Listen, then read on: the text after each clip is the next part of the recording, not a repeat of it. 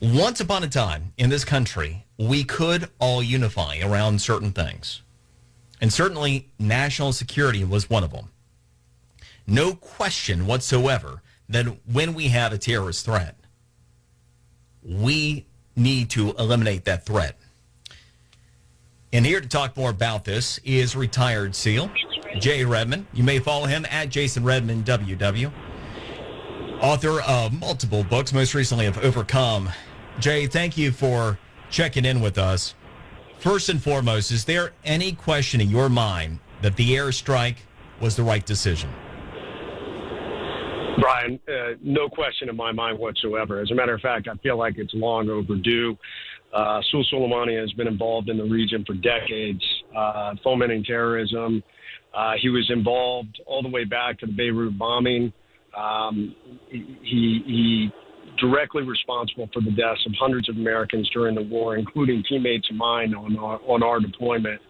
Soleimani was within Iraq at that time, providing support to the Muqtada al-Militia out of Sadr City, Muqtada al-Sadr, and was providing them with weapons and finances. So we also know for a fact that this escalation that we've been seeing across the region, both in Syria and Iraq, from the Iranians, leading up to as recently as the U.S. contractor that was killed on December 27th, and then of course, the attack on the U.S. Embassy. All of this was directly linked back to Soleimani's influence with the paramilitary forces that were working within Iraq.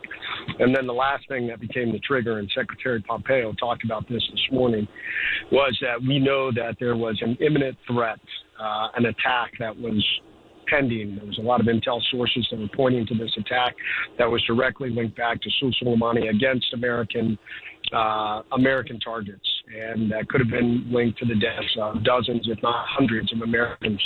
And I think that was the final trigger that caused both, Secretary of Defense Mark Esper, Secretary Pompeo, and of course President Trump to say, "Hey, we've got to take this guy out. Enough is enough." Jay, going through, reading through, thinking through the situation this morning, it took me back to the 9/11 Commission report. I've been spending time where I have it, going through all the missed opportunities to take out Osama bin Laden leading up to 9/11. And there's one thing in particular, September 10th, 2001, in Melbourne, Australia. Former President Clinton, again, September 10th, 2001, in Melbourne, Australia. He said, "I'm just saying, if I were Osama bin Laden," he's a very smart guy, "I spent a lot of time thinking about him, and I nearly got him once. I nearly got him, and I could have killed him." But he didn't. He took a call, at least one, like the one that Donald Trump took last night.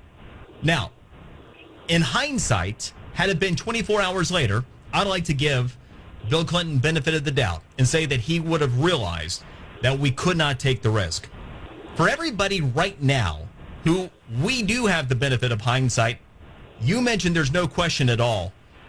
What's your message for those on the left that have the audacity to suggest that the world is less safe and that the president is reckless for taking out this terrorist? Well, I think they're ill-informed is the reality, and they need to go back and look at the history and look at the current situation with this specific individual. And Soleimani has tremendous influence all the way up to the highest levels of the Iranian government. He was the equivalent of the Iranian chairman of the Joint Chiefs of Staff, as well as the head of the Iranian CIA. He commanded their Quds forces, which basically was an Iranian terrorist organization.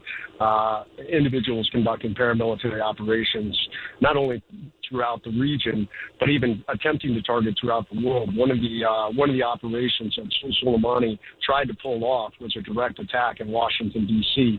that was thwarted by the intelligence. So, people out there sometimes don't fully understand the threats that exist. And for those out there that say, "Hey, you're going to make us less safe," well, I'll be honest, in the short term, that could be true within the region, because obviously Iran's not very happy about what happened. It is the right thing to do. There may be a greater threat right now to U.S. interests within the region, but for many things in life, there is a short-term pain for greater long-term gain. And I think that right now that's exactly what the president and both the Secretary of Defense and Secretary of State saw. Thank you very much for your service, your time, your expertise. Really do appreciate it. Brian, absolutely, man. Thanks for having me on. Yep, God bless. That is retired SEAL Jason Redman, at Jason Redman WW on Twitter. He's the author, most recently, of Overcome. And I brought you an excerpt from Bill Clinton the day before terrorist attacks. We knew that Osama bin Laden was a terrorist. We were conducting missions going back to August of 98 against Osama bin Laden in Al-Qaeda. It was May of 1999 that Bill Clinton was told, and this comes from the 9/11 Commission report, no one at the CIA or the Pentagon thought it was a risk. No one thought it was a bad risk. And he didn't take the shot. Now, again, this is hindsight. We didn't have the extent of 9/11 yet. But we all have the benefit of hindsight. We all know what Iran stands for, what they've been doing. We all know who this man is. And for anybody to say that this wasn't the right thing, it again, I would say, clear and present danger to this country, should they ever be in leadership. It's outrageous on every level. Be right back. Brian Mudd Show, News Radio 610 W.